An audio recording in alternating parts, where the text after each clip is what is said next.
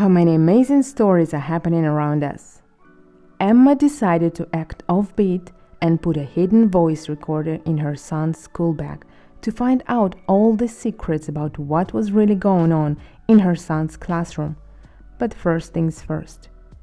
What's intuition? Intuition is when parents can be almost 100% sure that there is something wrong with their kids. The signs may not always be evident, but most moms and dads will know exactly when they need to step in and save their children from real danger. In 2020, a Louisiana mom called Emma noticed something strange in her son's behavior. Her son would come home from school in a depressed mood, walking away from his mom's questions and generally not wanting to talk to anyone at all. This alarmed Emma because her son Davis had never behaved this way before. On every attempt to get her son to talk, he responded by staying silent and locking himself in his room. To fully understand the whole picture, you have to go back in time. In the town of Baton Rouge, Louisiana, a boy was born.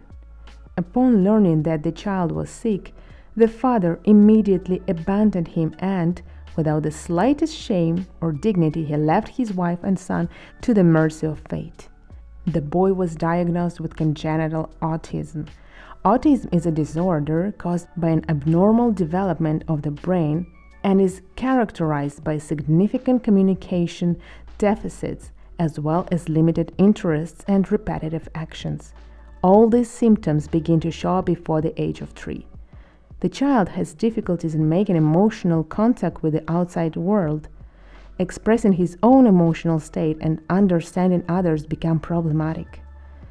Even with people close to him, the child has difficulties in establishing emotional connections, but autism mostly comes out in dealing with strangers.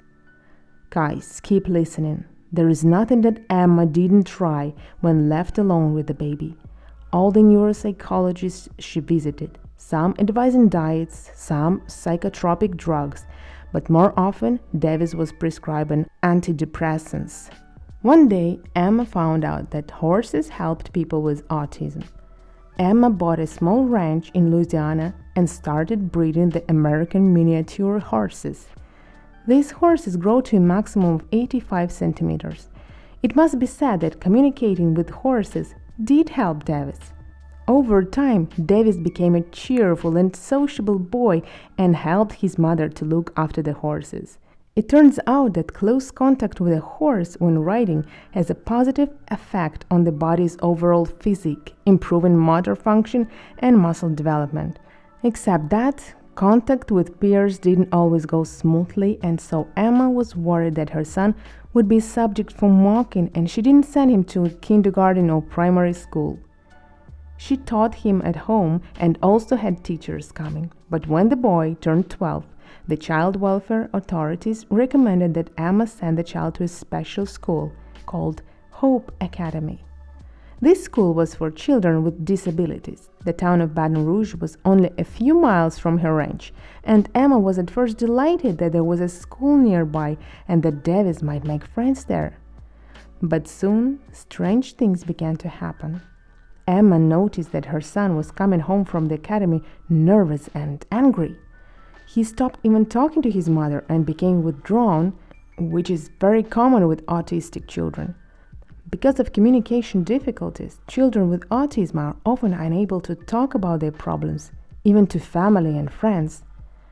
Emma thought that children at Davis's school were abusive, and she even raised the issue with the school principal. The principal said this was absolutely impossible at her perfect school.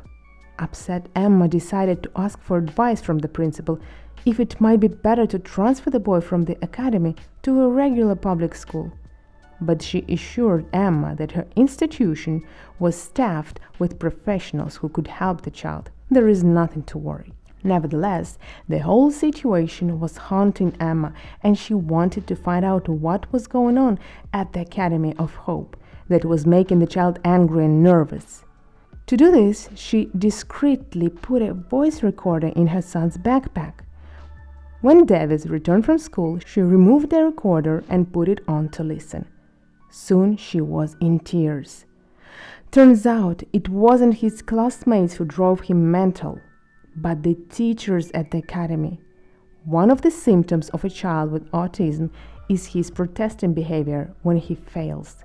In this case, Davis's failures were in studying.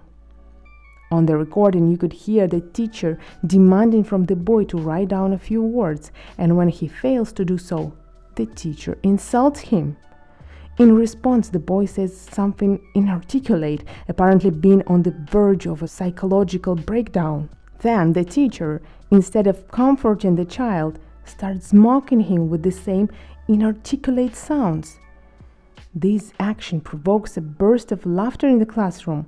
On the recording, you can hear Davis crying, and the teacher sends him to the back of the classroom, saying, "You haven't written anything, and now you'll be punished, and your place will be at that back desk. I forbid the class to communicate with you until you do well. Tell this to your mother." The next recording shows two teachers talking in the presence of the child. Let's see what they'll do with this moron in the public school where his mother wants him to go to. He won't last a minute there. After listening to all the recordings, Emma realized that it was the teachers who teased her son every day, apparently with the principal's permission, because only the principal knew that the woman wanted to transfer her son to a public school. Emma didn't want to leave these evil and heartless people unpunished. She needed help. She went to a lawyer. Together with a lawyer, they decided it would be best for her to share this horrifying recording to the public. When more than 1,000 families living in Baton Rouge heard the recording, they were outraged with the teacher's behavior.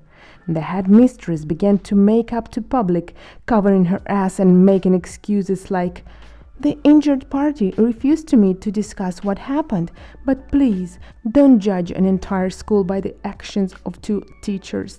Our academy is renowned for its good facilities for students with special needs, and those two teachers have already been fired," stated the headmistress. But the case has already taken a new turn, and a huge number of people supported the woman. According to the doctors, the child had seriously damaged his health because of the unprofessionalism of the teachers. Davis was once again saved by his horses. When he completely recovered, he went to public high school and was welcomed kindly by students and teachers. I hope you enjoyed this story. If you have your own interest in life stories, send us an email. We will definitely tell them. See you soon, guys. Stay tuned.